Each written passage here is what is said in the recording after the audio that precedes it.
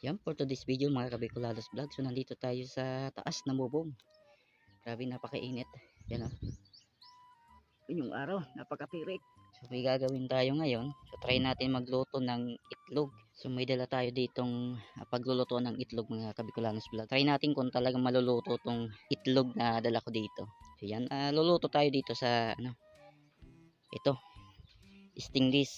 Hindi na sa kawali kasi para mas mainit talaga. So try natin ditong maluto yung itlog sa stainless na to.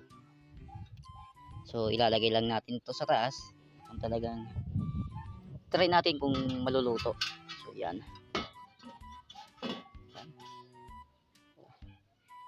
Yan. Oh, dito na lang muna. Yan, ibibilid natin yan ng mga 5 minutes para talagang sobrang init. So yan mga kabikulanos vlog, meron tayo ditong isang itlog. So ilalagay natin yun dun sa stainless na ayun oh. Itatry natin to kung talagang maluluto ito sa init na hindi na walang apoy. Init lang yung kailangan natin dito para lang maluto to. So itatry natin. So hindi naman masama kung mag-try. Maluto naman yan sa hindi. Hindi naman to nakakalason. So kakainin natin yan. Maluto naman sa hindi. So try. Let's go. So yun mga kabikulanos vlog. Tingnan natin kung mainit na. Ayan, medyo mainit na mga kabikulanos vlog. So may dala tayo dito mantika para naman mas magandang prituhin tong itlog kahit konting mantika lang. So yan mantika. So lalagyan natin ng konti,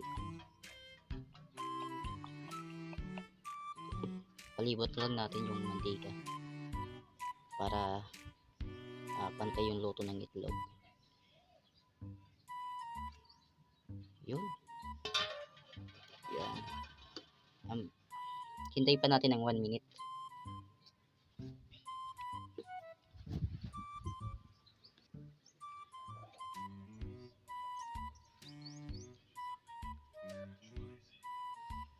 So yan mga kabikulanos vlog. So i-try na natin itong lutuin.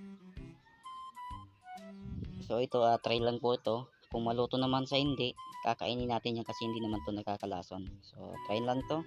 Hindi naman masama mag-try. Gagawin natin to. Yan. Ano ba to?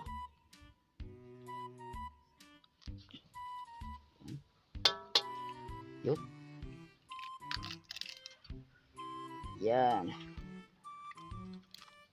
Yan, hintayin natin ng mga 3 minutes kung talagang maluluto po yan. So yan.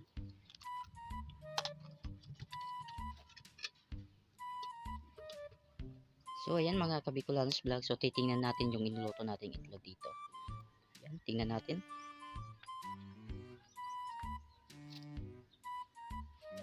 Ayan. Yan. So yan mga kabikulanos vlog. So hindi siya naluto. So inurasan po natin siya ng 10 to 15 minutes kung talagang maluluto siya. So hindi talaga. Yan, kahit gaano ka init yung panahon ngayon, kung dito ka magluluto, so hindi, huwag kayo maniniwala sa mga ganyan. Kaya lulutuin natin to sa may apoy para lutong luto talaga. So hindi, oh, di ba, parang tubig lang oh.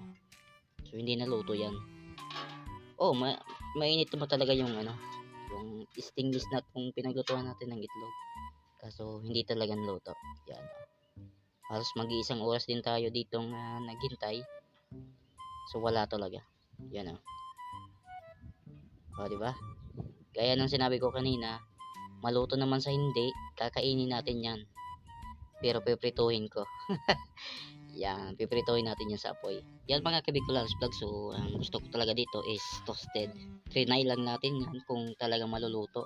So hindi gumana yung experiment natin. So yan, lulutuin natin to sa may apoy para ma-sure na lutong-luto talaga. Salamat sa panonood and then goodbye.